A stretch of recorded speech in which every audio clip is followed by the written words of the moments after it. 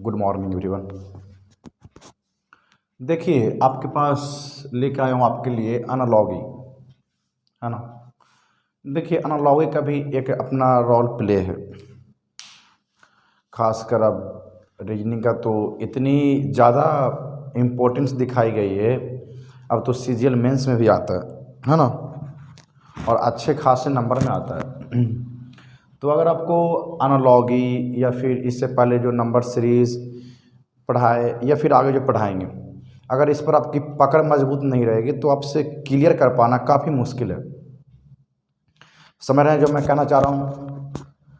तो इसे समझना काफ़ी ज़रूरी है अगर आप किसी भी कॉम्पिटिटिव की तैयारी करते हैं। तो देखिए इसमें होता क्या ना कि पैटर्न होता है, बस आपको पैटर्न को फॉलो करना है। आपकी जो है एबिलिटी, सोचने समझने की क्षमता को ये दर्शाता है रीजनिंग, है ना। कहीं कहीं इसको मेंटल एबिलिटीज़ कहा जाता है ना। आप कितनी सक्षम हैं इस प्रश्न को सोचने में, समझने में। क्योंकि अगर ये समझते हैं तो ये कोई टफ होता नहीं है अगर समझ जाते हैं। अभी शायद आपको लग भी रहा हो कि टफ हो, लेकिन ये टफ है नहीं। या कोई क्वेश्चन ऐसा आता होगा तो लगता होगा कि पता नहीं क्या है, नहीं है, लेकिन ऐसा कुछ भी नहीं है। जैसे देखिए यहाँ पे क्वेश्चन है, पहले भी क्लास में बताया था, तो वो भी इसी तरह का था। कुछ लेवल इजी हो सकती है लेकिन इसी तरह का था। तो देखिए इसे समझिए। मैं जो है ना अभी बोर्ड वाइट होने के कारण मैंने वर्ड वाले यूज नहीं करता, है ना। आप देखते हो तो सिर्फ ऐसे ही नहीं आता, कभी कभार वर्ड में लिखा होता है ना, उसको आपको बनाना होता है इस तरह से। एनालॉगी को जो समानुपात जो भी है दिया हुआ वैसे दिया हुआ रहेगा, लेकिन वर्ड में लिख रहेगा। 3-4 लाइन वर्ड है तो उतना लिख पाना मुश्किल है। लेकिन ये समझिए कि जो लाइन लिखा हो उसको कहने का मतलब इसी तरीके से होता है। जो भी लिखा हुआ स्टेटमेंट्स, उस स्टेटमेंट को अगर आप समरी करेंगे तो आपको यही बन के आएगी। तो मैं आपको समझाना चाहता हूँ कि जो भी करते हैं वो इसी बेसिस पे होती है। ऐसा नहीं कि वो अलग है ये अलग है, ऐसा नहीं। यहाँ पे थोड़ी जगह का इशू से, है ना, लंबा चौड़ा लिखना पड़ेगा। तो मैं अभी वाइट बोर्ड है नहीं, जब वाइट बोर्ड आएगी तो ज़रूर आपका वो सब सारे क्वेश्चन कराएंगे, एक क्वेश्चन नहीं छोड़ी जाएगी। छोड़ी अभी भी नहीं जा रही है, लेकिन जो जिस तरीके से वहाँ लिखा आ रहा है एग्ज़ाम में वैसे नहीं है, मैं ये बता रहा हूँ, है ना। फिर भी देखिए इसको, अगर आप ये कर पा रहे तो 100% वही कर लेंगे। समझिए इसको। देखिए इसकी तरीका क्या है। देखिए 219 के लिए 12 दिया हुआ है ना, 219 के लिए 12, यानी सबका क्या क्या हुआ, सम क्या हुआ। देखिए 2 + 1 + 9, 9 × 1 10, 10 × 2 12, है ना, 12। देखिए 12 आ गया। इसका देखिए 365 का, तो 3 + 6 + 5, है ना, 6 3 9 और 9 5 14, यानी आपका आंसर क्या आएगा यहाँ 14। ये आपका आंसर हो गई। तो जितने भी क्वेश्चंस होंगे सब ऐसे ही होंगे। किसी में मल्टीप्लाई करना है 5 डिजिट से, किसी में डिवाइड करना है, किसी में इवन नंबर ऐड करना है, किसी में ओड नंबर ऐड करना है ना। तो सारे ऐसे ही बनते हैं, प्रोसेस सबके सेम होते हैं। देखिए फिलहाल अगला क्वेश्चन, फिर मैं आगे समझाता हूँ। देखिए इसमें क्या क्या हुआ है। अगर आप पैटर्न समझ रहे होंगे तो मैंने बोला कि इसमें कुछ करना नहीं होता है। कभी नंबर को सम कर लीजिए, कभी लेफ़्ट से 2 माइनस कर लीजिए, कभी राइट से 2 माइनस कर लीजिए, है ना। यही इस तरह का बेसिस आता है। आपको इसको चूज करने के लिए पहले ये दोनों पैटर्न को समझना होगा, तभी आप इसको फॉलो कर पाएंगे। तो पहला में क्या बन रहा है, दूसरा में क्या बनेगा, ये दूसरा में क्या आंसर होगा, ये डिफाइन करेगा कि पहला में किस तरह की पैटर्न बन रही है। अगर पहला का पैटर्न आपको पता है तो I am 100% sure that you can solve the answer, है ना।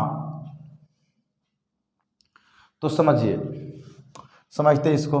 देखिए किया हुआ क्या है इसमें, जो है ना 48 के लिए 384 है, 48 के लिए 304 है। तो देखिए किया हुआ क्या है, मल्टीप्लाई किया हुआ 8 से। इसको देखिए 8 8 64 के 4, है ना, 6 कैरी हुआ, 8 6 का 48 और 6, सॉरी 8 4 32 और 6 38। देखिए यही है ना, देखिए यहाँ, यानी लास्ट नंबर से उसी नंबर को मल्टीप्लाई किया हो तो सेम यहाँ कीजिए। 56 है तो लास्ट डिजिट को मल्टीप्लाई कीजिए उससे। 6 6 जा 36 कैरी 1, 6 5 जा 30 और 3 33 यानी 336। ये आंसर हो गई आपकी। तो इसी बेसिस पे सारा क्वेश्चंस होती है। आप कराएंगे आपको ऑप्शन देकर, है ना। अभी आपको ऑप्शन दी रहेगी, अभी जो 2-3 क्वेश्चन जो भी करवाएंगे ऑप्शन दी रहेगी आपको। अब मैं छोटे छोटे वीडियोज में आपको अभी बताता हूँ, है ना। तो समझिए इसको कैसे करते हैं, किस तरह से करते हैं, देखिए। और अब अगला क्वेश्चन देखिए। अब ऑप्शन दे दूंगा, अब ऑप्शन के साथ आपको चीज़ें शायद ईजी लगेंगी, क्योंकि जितने भी एग्ज़ाम होते हैं विदाउट ऑप्शन के तो होते नहीं हैं। तो आपको ऑप्शन दे देता हूँ। देखिए अब अगला क्वेश्चन देखिए, ये क्वेश्चन रहा आपका, इसे समझिए। जैसे पहले क्वेश्चन कर रहे थे सेम वैसे ही करना है इसमें, है ना। बस कुछ चेंजेस हो सकती है। मेरा मतलब था कि पैटर्न से, कि पैटर्न आपको वैसे ही देख लीजिए क्या मल्टीप्लाई करने पे, है ना। जैसे 6 लाना तो 6 कैसे आएगी, जिस प्रोसेस से आपका 6 आएगा उसी प्रोसेस से आपका नेक्स्ट क्वेश्चन सॉल्व होगी। अगर आप ये प्रोसेस करने में सक्षम है तो ऑफ कोर्स ये हो जाएगी, क्योंकि कंडीशन सेम लाई होगी सेकंड वाले में। अगर आपका कंडीशन फर्स्ट पता है तो ऑफ कोर्स कंडीशन सेकंड भी हो जाएगी। देखिए कंडीशन 1 में क्या रहा है। देखिए इस तरह की क्वेश्चन जो होती है आपको एनालॉजी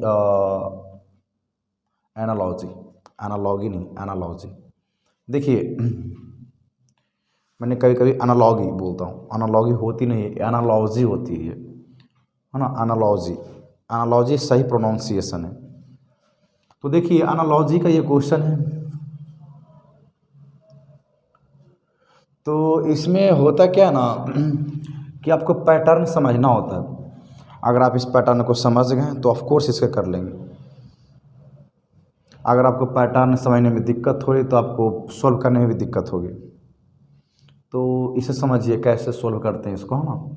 देखिए इसमें जो पैटर्न है ना, देखिए 1 2 3 है, उसके लिए 6 यानी मल्टीप्लाई किया हुआ 1 इंटू 2 इंटू 3, 1 2 जा 2 2 3 जा 6 आया ना 6। देखिए वैसे इसको मल्टीप्लाई कीजिए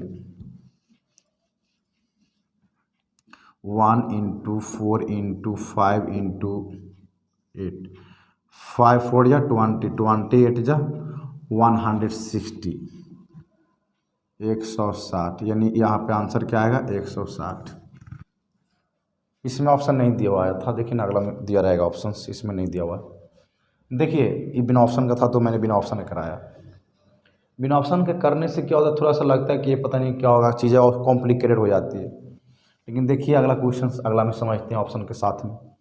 फिलहाल देखिए अगला क्वेश्चन आपका। देखिए इसमें ऑप्शन दिया हुआ है। अगर ऑप्शन दी हुई तो चीज़ें थोड़ी इजी हो जाती है समझने में, क्योंकि ऑप्शन ना दी हुई हो तो चीज़ें काफ़ी कॉम्प्लिकेटेड हो जाती है ना। जितने भी अगर आप सरकारी एग्ज़ाम की तैयारी करते हैं, चाहे वो किसी भी बोर्ड का हो, और ख़ासकर अगर आप यूपी से हैं, देखिए यूपी में कोई भी ऐसा एग्ज़ाम नहीं है, शायद कोई एग्ज़ाम होगा कुछ भी जिसमें रीजनिंग ना आता हो, है ना। तो रीजनिंग की इतनी आज इम्पोर्टेंस बढ़ा दी गई है कि आप इसे बिना अच्छे से पढ़े हुए क्रैक नहीं कर सकते, है ना। तो इसे समझिए, और इसे बेसिक से समझना काफ़ी ज़रूरी है। अगर आप बेसिक से नहीं समझते हैं तो चीज़ें और भी दिक्कत में आ जाती है ना, बाद में होती नहीं है तो लगती है ऐसा कि हो नहीं पाएगा, लेकिन ऐसा नहीं। समझिए इसे फिलहाल। देखिए क्या हुआ क्या है, 4 3 1 के लिए 26 दिया हुआ है ना। यानी किया हुआ है 4 का स्क्वायर प्लस 3 का स्क्वायर प्लस 1 का स्क्वायर, 4 4 जा 16, 3 3 जा 9, अब 1 का स्क्वायर 1 कितना हो जाएगा 9 और 1 10 और 16 कितना हो जाएगा 26, है ना। 9 16 और 9 25 और 26। वैसे इसको कीजिए।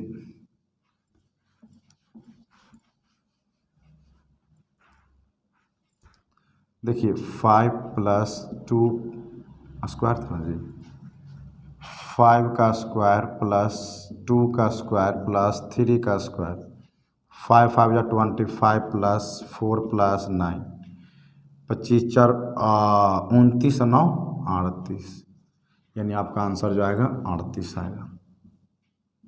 यानी आपका आंसर क्या होगा, डी नंबर होगा। आपका डी नंबर आंसर सही है। 38 लिखा हुआ जी, 38 सही है ना। तो इसी बेसिस पे मैंने छोटे छोटे वीडियो 5-7 क्वेश्चंस का करवाता हूँ, ताकि पढ़ने में भी बोरिंग फील ना हो, है ना। तो आज तक के लिए इतना ही करते हैं, फिर अगले क्वेश्चन देखते हैं। तब तक के लिए थैंक यू।